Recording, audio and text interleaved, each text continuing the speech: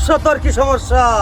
বাবা আমার মনে শান্তি নাই, বাবা আমার ঘরে শান্তি নাই, বাবা আমার বাইরে শান্তি নাই। একটা মামুর বেটিক বিয়ে করছি, সে আমারে প্রত্যেক রাত্রে ধরে ধরে আমারে, বাবা আমার এই জন্য শান্তি নাই, বাবা আমাকে একটা তাবিজ দেন বাবা। বলিস কি বালক, তোর তো কঠিন সমস্যা। তোর সমস্যা আমি সমাধান করব।